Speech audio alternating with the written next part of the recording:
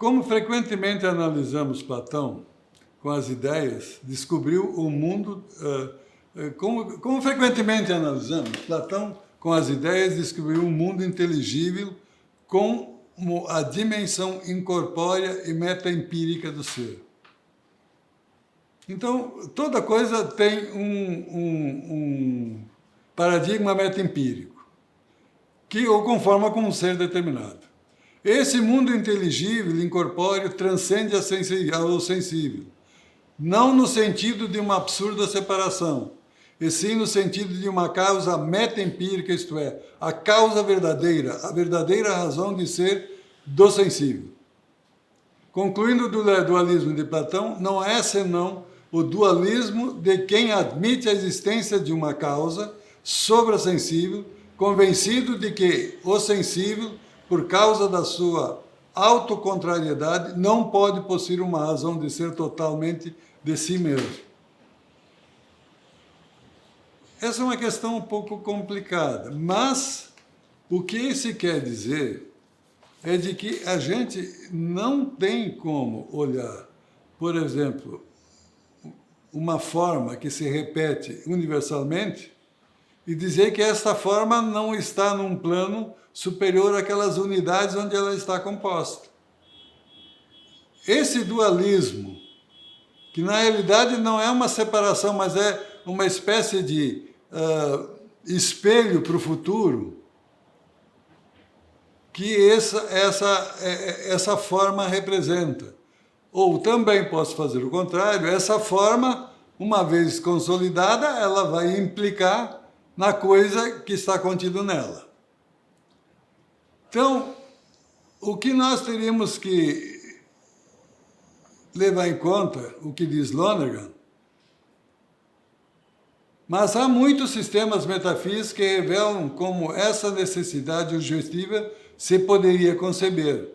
Assim, um monista afirmará a existência de uma única realidade com um conjunto de atributos e modos necessários. Não, é isto, logo tem que ser aquilo. E de forma assaz clara, a sua cadeia de silogismos poderá aplicar-se validamente a um universo concebido desse modo. Deus criou o mundo, todos são criaturas de Deus. Tudo bem. Se eu acredito que Deus criou o mundo, a consequência é essa. Mas eu posso não acreditar. Eu posso achar que quem criou o homem foi o nous, a energia do universo. Posso dizer qualquer coisa.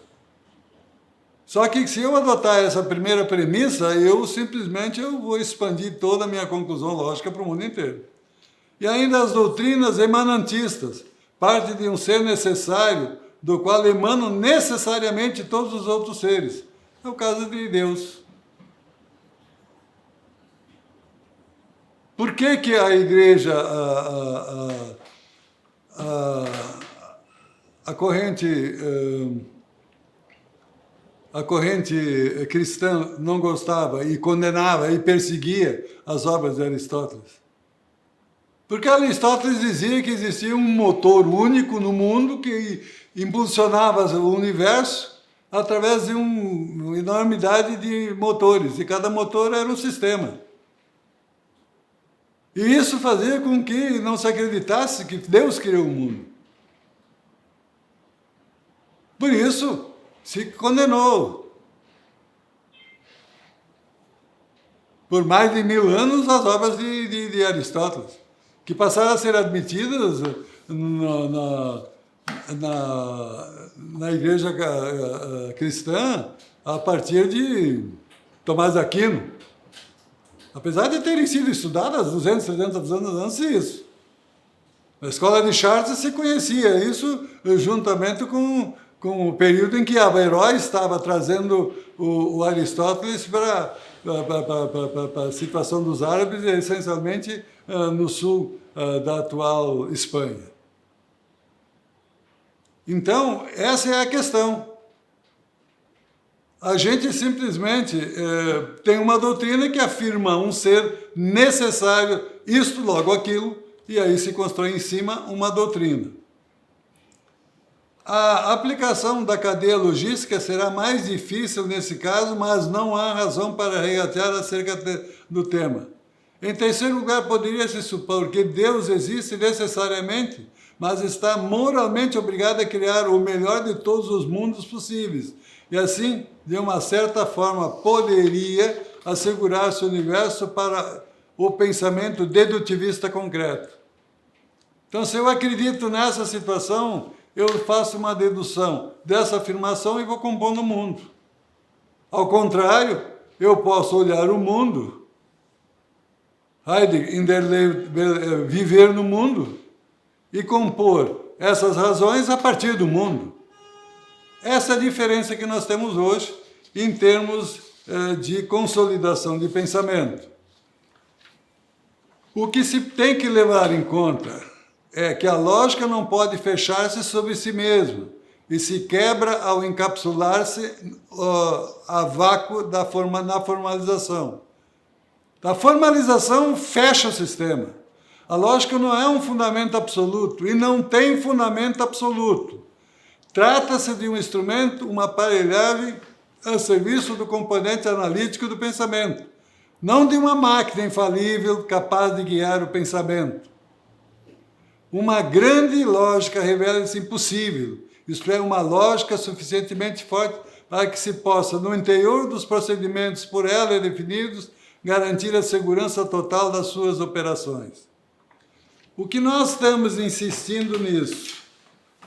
Alguém que assiste essas palestras vai dizer o seguinte, mas chega de lógica.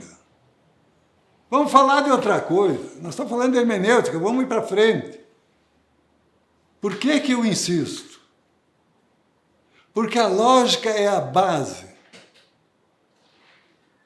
de todo o pensamento atual. O positivismo lógico. Basta eu pensar e tirar desse pensamento uma causa absolutamente necessária, eu posso concluir. Termo renda é absolutamente aberto. Logo, o poder legislativo pode dizer o que é renda. A afirmação do ministro Nelson Jobim num processo em que se discutia a correção monetária. O termo é relativo. E em cima dessa afirmação, o termo é relativo, o Supremo Tribunal, logicamente, construiu uma definição dizendo que a lei disser o que é renda passa a ser renda. Então, outra situação, o prejuízo fiscal, ele deve ser totalmente deduzido do lucro de um período com relação ao período posterior. Quer dizer, o período de hoje tem que deduzir o lucro que eu obtive no ano passado ou no período passado, para estruturar a minha empresa para que ela possa gerar lucros no futuro? O que é que disse o Supremo? Na palavra do ministro, a compensação do prejuízo fiscal no imposto de renda é um mero incentivo àqueles empresários relapsos que operam em prejuízo. Foi dito literalmente isso. Quando se sabe que uma organização empresarial, ela muitas vezes nos seus investimentos, ela precisa olhar para o futuro, então ela simplesmente sacrifica parte dos seus lucros, incorre em prejuízo para gerar lucros futuros. E simplesmente se diz que isso é um incentivo fiscal que a lei pode dar ou não pode dar. E em cima desta afirmação, que é absolutamente irracional, se constrói uma determinação que a lei pode dizer que se eu tenho um prejuízo fiscal hoje, ele pode ser deduzido por 5, 6 vezes nos períodos futuros. Então, é esta lógica que nós estamos querendo mostrar. Por isso nós sempre voltamos a ela. Nós não podemos, então, olhar para esses arcabouços, essas premissas que são fixadas e delas deduzidas. Eu queria voltar a uma questão que já foi abordada, mas é muito importante. Aquela situação em que se discutia a incidência do imposto de renda, aliás, do ICM, no caso da apuração de uma pré-fixação dos valores da incidência do ICM. Volta um pouquinho. Repete essa última frase. Bom, o que eu disse? Do ICM. Tudo bem.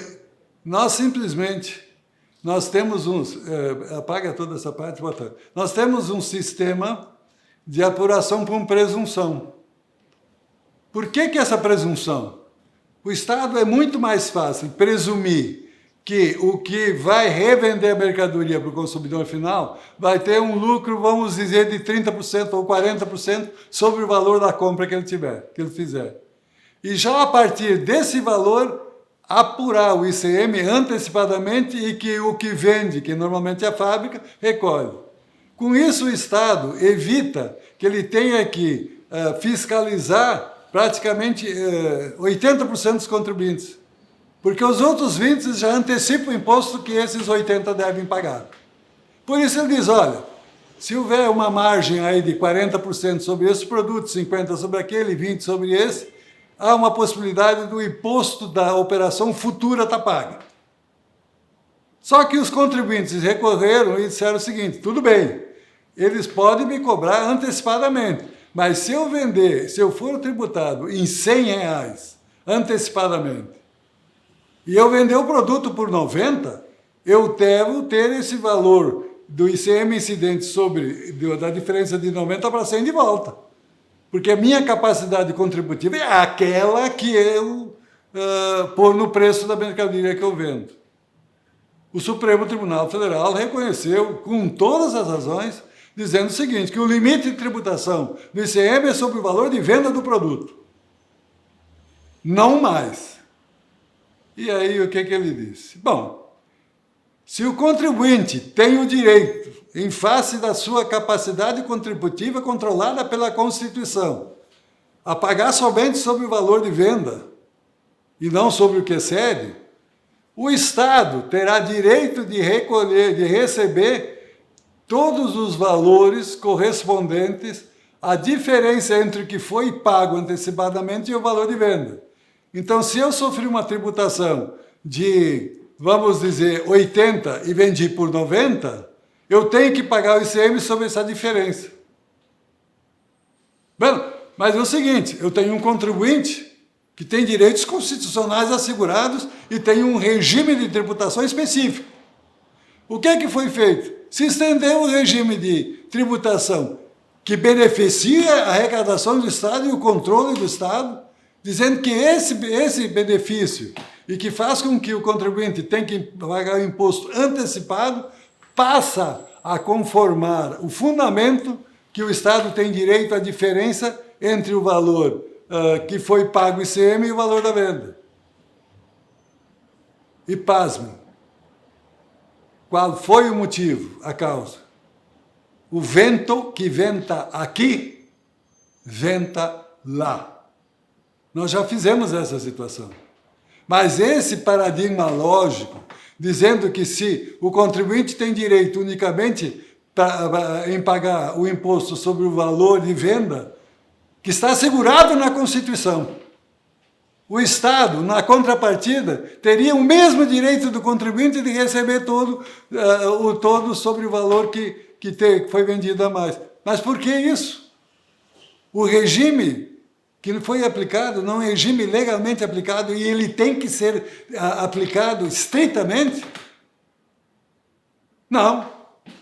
Abriu-se uma brecha, então, para que o Estado recolhesse um valor que, dentro do regime da presunção do imposto, não é admitido. Quebrou-se um sistema de tributação legalmente estabelecido, inclusive na Constituição, para estender um benefício ao Estado a receber valores que a Constituição não admite que ele receba. Então, esta é a situação. Esse é o malefício da lógica. Eu só preciso inventar um paradigma, um silogismo. E, neste caso, o Supremo Tribunal Federal adotou o silogismo de algo mais instável no universo, que é o vento. O vento que venta cá, venta lá. Por isso que o direito constitucional de um implica um benefício em razão do outro, que estão postos em contrariedade. Por isso é que nós temos que olhar essas conclusões lógicas para ver se os paradigmas se combinam e para ver se nós temos causas eficientes que podem ser fundamentais para se estabelecer esta racionalidade. Se não tiver racionalidade, sabemos a racionalização.